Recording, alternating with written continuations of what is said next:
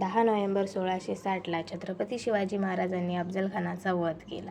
प्रतापगडाच्या पायथ्याशी विजापूरच्या आदिलशाहीचा सरदार आणि शिवाजी महाराजांमध्ये झालेल्या संघर्षात शिवाजी महाराजांनी अफजलखानाचा कंठा स्नान घातला. 29 वर्षाच्या शिवाजी महाराजांनी वाघनखांच्या सहाय्याने अफजलखानाला ठार केले. हजारो सैन्य घेऊन आलेल्या अफजलखानाला शिवाजी महाराजांनी मोजक्या मावळ्यांच्या सहाय्याने मारले. ही घटना अत्यंत चमत्कृतीपूर्ण आहे, पण त्यासोबतच हे देखील तितकेच महत्त्वाचे आहे की या घटनेमुळे शिवाजी महाराजांच्या कर्तृत्वाची चमक संपूर्ण देशाने पाहिली. स्वराज्याच्या निर्मितीसाठी ही घटना अत्यंत महत्त्वाची होती. स्वराज्याचा विस्तार थांबवण्यासाठी जे प्रयत्न सुरू होते त्याला शिवाजी महाराजांनी थेट आव्हान दिले होते आणि स्वराज्याचा विस्तार यशस्वीपणे सुरू ठेवला. आपल्या जनतेचे राज्य असावे, रयतेचे राज्य असावे आणि त्यासाठी आपला स्वतंत्र सार्वभौम भूभाग असावा, म्हणजे स्वराज्य असावे, अशी शिवाजी महाराजांची इच्छा होती. त्यासाठी त्यांनी जवळचा प्रदेश हस्तगत करून स्वराज्याच्या विस्ताराची मुहूर्तमेढ रोवली होती. जवळच्या प्रदेशात मोरे घराण्याचा वचक होता. मोरे घराणे हे सरदाराचे घराणे होते. मोरे कुटुंबातील पुरुषांचा चंद्रराव हा किताब असे. यशवंतराव मोऱ्यांच्या कार्यकाळात जनतेला अधिकाराच्या जाचाला सामोरे जावे लागले असे. यांचा बंदोबस्त करून हा प्रदेश स्वराज्यात घ्यायचा असे शिवाजी महाराजांनी ठरवले. महाराजांनी या घराण्यातील चंद्रराव यशवंतराव मोरे यांना 27 ऑक्टोबर 1656 रोजी जवळीच्या लढायात पराभूत केले. हा विजय शिवाजी महाराजांच्या आयुष्यातील महत्त्वाचा विजय ठरला.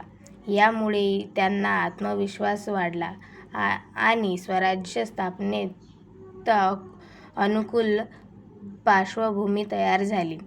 जवळीच्या विजयामुळे पश्चिमेकडील घाटांमध्ये आणि कोकण शिवाजी महाराजांचा दरारा वाढला.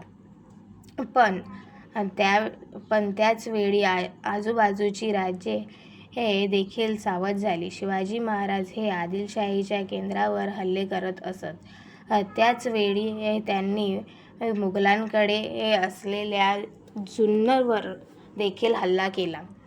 त्यावेळी औरंगजेब हा दक्षिणेचा सुभेदार होता. शिवाजी महाराजांचा बंदोबस्त करावा यासाठी मुघल सम्राटांचा मुलगा आणि दक्षिणेचा सुभेदार असलेला औरंगजेबाचा दबाव होता. विजापूरच्या आदिलशाहीतील काही भागांवर शिवाजी महाराजांचे सातत्याने हल्ले होत असत. त्यामुळे शिवाजी महाराजांचा एकदाचा काय तो बंदोबस्त करून टाकला पाहिजे असे आदिलशाहीला वाटत होते. या सर्व घडत असतानाच औरंगजेब दिल्लीत परतला आणि त्याने शहाजहाला नजरकैदेत ठेवून स्वतःला सम्राट घोषित केले. शिवाजी महाराजांनी त्यांना मानाची वस्त्रे पाठवली आणि औरंगजेबाने देखील प्रतिभेट म्हणून मानाची वस्त्रे पाठवली. शिवाजी महाराज आणि औरंगजेब यांच्यात सलोखा निर्माण झाला असे चित्र दिसत होते. पण आपल्या शिवाजी महाराजांच्या पराक्रमात भर पडत होती. कारवाया वाढत होत्या. त्यामुळे या रोखासाठी दिल्लीने विजापूरवर दबाव टाकला. शिवाजी महाराजांचा बंदोबस्त करण्यासाठी आदिलशाहीने अफजलखानाची निवड केली. अफजलखान हा भोसले घराण्याचा वैरी होता. हा अफजलखान शिवाजी महाराजांना अटक करण्यासाठी त्यांच्याच मुलखात येऊन त्यांनाच अटक करणार होता. जेव्हा अफजलखानाने शिवाजी महाराजांना पकडून आणण्यासाठी विडा उचलला तेव्हा तो काय म्हणाला याबद्दल सभासदांच्या बखरीत एक वाक्य आहे. तेव्हा खान म्हणाला, शिवाजी महाराजांना सड्या घोड्यांनी जिवंत कैदेत करून आणतो. म्हणजे सहज शिवाजी महाराजांना अटक करता येईल असा आत्मविश्वास तो बाळगून होता. पण खरी गोष्ट अशी होती की विजापूरच्या राजाने अफजलखानाला स्पष्टपणे सांगितले होते की पकडून नाही तर शिवाजी महाराजांना नाशच करावा. अफजलखान मोठ्या फौजेनिशी स्वराज्याच्या मुलखात आला. त्याने जनतेला जाच देण्यास सुरुवात केली, जेणेकरून शिवाजी महाराज समोर येतील आणि त्यांना जिरबंद करता येईल. खानाजवळ 12,000चे अश्वदल, 10,000 पायदळ, 75 मोठ्या तोफा आणि 450 पहाडी तोफा होत्या. खानाचा उपद्रव वाढत चालला होता. त्याच शिवाजी महाराजांच्या वकिलामध्ये आणि खानाच्या वकिलीमध्ये वाटाघाटी सुरू होत्या. तेव्हा शिवाजी महाराज आणि अफजलखान यांनी प्रत्यक्ष भेटून यावर तोडगा काढावा असे दोन्ही पक्षांचे म्हणणे झाले. शिवाजी महाराजांच्या मुलखात असलेल्या प्रतापगडाच्या माथ्यावर शामियाना उभारून त्या ठिकाणी दोघांनी भेट घेण्याचे ठरले. छत्रपती शिवाजी महाराजांनी अफजलखानाच्या वधासाठी नियोजन केल्यानंतर जिजाऊ महासाहेब यांचे आशीर्वाद घेऊन ते प्रतापगडावर आले. त्यांनी आपल्या सुती अंगरक्षकाखाली लोखंडी चिलखत तसेच टोपीखाली लोखंडी शिरस्त्राण घातले. उजव्या हाताच्या कोपऱ्यात त्यांनी छोटी कट्यार लावली, तर डाव्या हाताच्या बोटांच्या मधल्या भागात वाघनखे हे छोटे शस्त्र बेमालूमपणे दडवून ठेवले. भेटीसाठी जात असताना आपण घाबरलो आहोत हे भासवण्यासाठी शिवाजी महाराज वारंवार काही ना काही कारण दाखवून मुद्दाम थांबत होते. दोघांसाठी प्रत्येकी 2 सेवक आणि काही अंतरावर 10 अंगरक्षक राहतील असे ठरले. शिवाजी महाराजांनी आपल्या संरक्षणासाठी चिलखत आणि शिरस्त्राण घातले होते. त्याच्यासोबत जिवा महाला आणि संभाजी कावजी हे 2 अंगरक्षक होते. खानासोबत सय्यद बंडा होता. शिवाजी महाराजांनी त्यांच्यावर हरकत घेत त्यांना मंडपाबाहेर जाण्यास भाग पाडले. शिवाजी महाराजांनी अफजलखान समोरासमोर आले. शिवाजी महाराजांना आलिंगन देण्यासाठी खानाने हात पसरवले आणि तो महाराजांकडे रोखून पाहू लागला. महाराज आलिंगन देण्यासाठी पुढे आले, परंतु ही भेट काही साधीसुधी भेट नव्हती हेही ते जाणत होते. महाराजांनी खानाला आलिंगन दिले आणि घात झाला.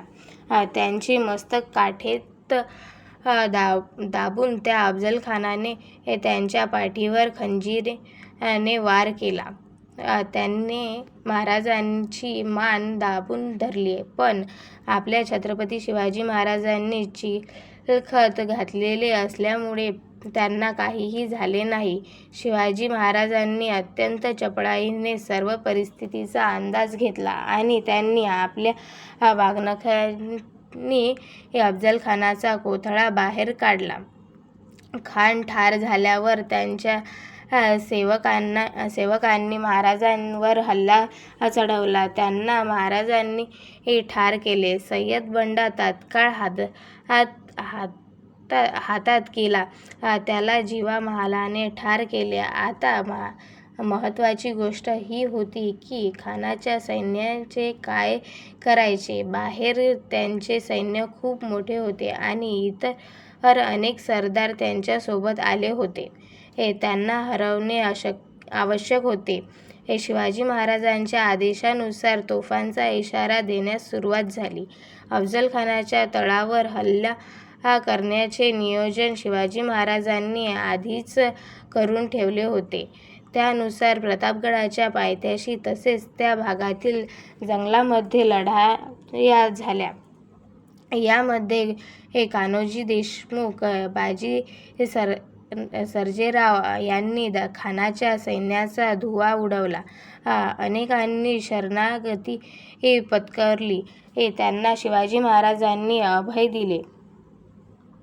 खानाकडील हिरे, जवाहर, दागिने स्वराज्याच्या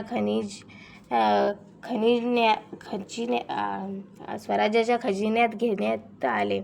या विजयानंतर शिवाजी महाराजांच्या अधिपत्याखाली जावळचा प्रदेश आणि मावळ प्रदेश पूर्णपणे ताब्यात घेऊन आला. अफझलखानाला ठार मारल्यावर विजापूरच्या सैन्याची दाणादाण उडाली.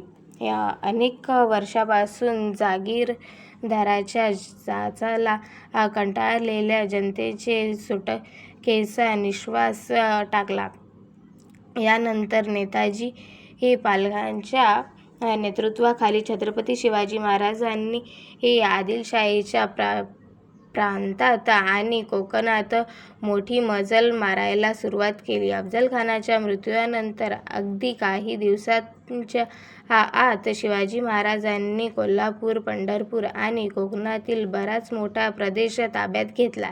शिवाजी महाराजांकडून हा प्रदेश आणि लूट परत मिळवण्यासाठी आदिलशाहीने पाठवलेल्या रुस्तम-ए-जमान आणि अफझलखानाचा मुलगा फाझल खान याचाही पराभव शिवाजी महाराजांनी केला. अफझलखानाच्या पराभवानंतर आदिलशाहीच्या साम्राज्याला एकापाठोपाठ एक अनेक धक्के देण्याचे काम महाराजांनी केले. अशा रीतीने स्वराज्य निर्मितीच्या इतिहासातील सोनेरी पान आपल्या छत्रपती शिवाजी महाराजांनी 10 नोव्हेंबर 1660 रोजी लिहिले. जय भवानी, जय छत्रपती शिवाजी महाराज.